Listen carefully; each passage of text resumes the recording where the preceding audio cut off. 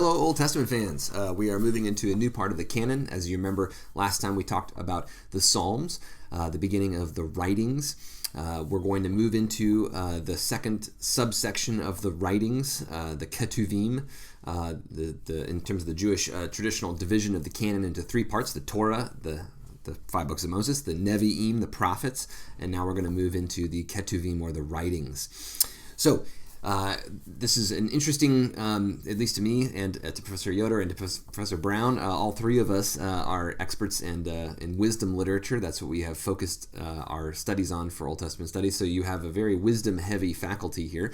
But I think there's a good reason for it. That is that wisdom literature is the practical part of the Old Testament. It's trying to get us to think about how we do things and why we do things and what exactly it is that we do. In my mind, it's the part of the Bible that helps us to think about interpretation and exegesis of preaching. That is, how do we use and apply these biblical texts that we've been talking about for some time. It's where I go to think about my theology of Scripture. That is, what is Bible and how does it work?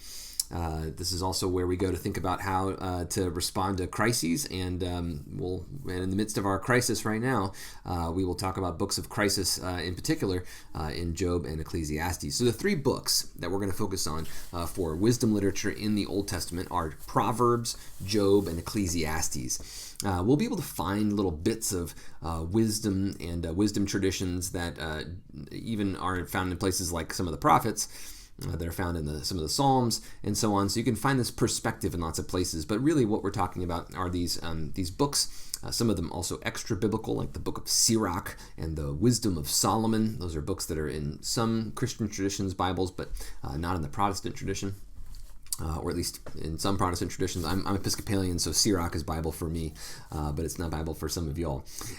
So in any event, all to say, the three main books that we'll focus on here are the books that every Christian tradition sees are canonical in the Jewish tradition as well, and that is Proverbs, Job, and Ecclesiastes. Those are part of this larger genre of literature or type of literature that we would call wisdom literature. So as we've mentioned several times in the class, ancient Israel is a part of the ancient Near East. All right, their songs sound like other songs from the peoples around them. Their creation stories sound like other people's creation stories that are around them. That's why we had you read the Enuma Elish, right? We had you read Psalms from the ancient Near East. And other songs that they had. The rituals of sacrifice look a lot like what's in Leviticus if we look at the Hittite sacrificial manuals and so on. But at the same time, if we do this comparative work of comparing ancient Israel with their neighbors and their literature and their practices with their neighbors, we can then see a little bit more clearly what exactly makes ancient Yahwistic or ancient Israelite traditions and literatures and practices, what makes them distinct. So that's what we'll be doing today, is looking at the ancient Near East and its practices and understandings of wisdom and its texts, the wisdom literature that produced it, and the sages, those people, the wise people who produced this literature. They refer to themselves as the wise or the sages. It's important to note that these are not people who would be really entirely distinct from all the other people who wrote other biblical texts. So the people who wrote down the Psalms were also scribes, and the people who wrote down the Torah and the people who wrote down the Deuteronomistic history, those were all scribes, and all of them would probably have considered themselves sages. So what we have in the wisdom literature is a bit like what the scribes do when they go home. It's what they think is really important, and it helps us. This is literature that reflects on how to be a wise scribe in many ways. So we'll move on. But just to say, some of the things that we can note at the outset about these books, about especially Proverbs and Job and Ecclesiastes, is that these books stand out as quite different from the narrative and legal materials that you find in the Pentateuch. And they're pretty different from the prophetic literature. If you just read through it, you'll see you can find Proverbs in some of the prophets, but you won't find a whole book that looks like Proverbs or that functions like it. You won't find mention really of the Exodus. You won't find mention of Moses and Sinai. You won't really find much of a notion of the covenant. You won't find a notion of Jerusalem being important. There's very little of that.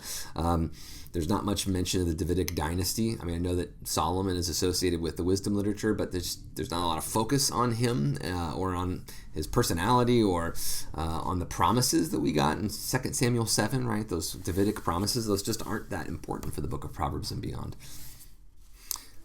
So another way of putting all this is the absence of a lot of things that look in the wisdom literature that look particularly Israelite. We're missing stories about Abraham and Isaac and Jacob and Rachel and Leah and Sarah. We're missing all of that background, really. We're missing the Sinai covenant. We're missing the Exodus experience in many ways in these books.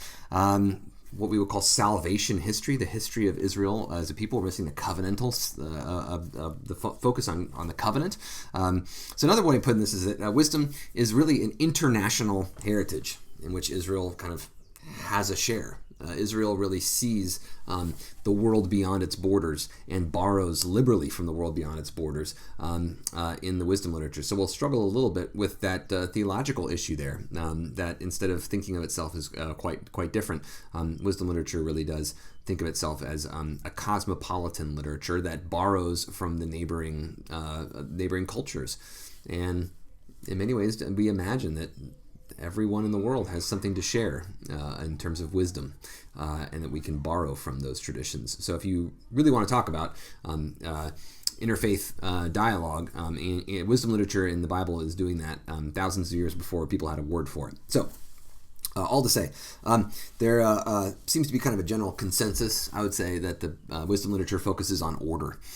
Sages thought there was a fundamental order to the world. It was discernible by experience, and that this is kind of the fundamental linking theme between all of the different wisdom literature books and the neighboring cultures and languages too. So before we get any further, let's just ask this big question: What is wisdom? And this is the point in the class, if I was teaching it live, that we would just stop and I would give you a couple minutes to answer your questions. So here's what we're going to do. I am going to stop right now. You're gonna pause this video, or actually I'll just go ahead and cut the video, and I'm gonna just ask you to go to the forum. There's gonna be a forum right underneath this, and can you please go there and comment on what you think wisdom means, and then we'll come back together in the next video. All right, see you in a minute.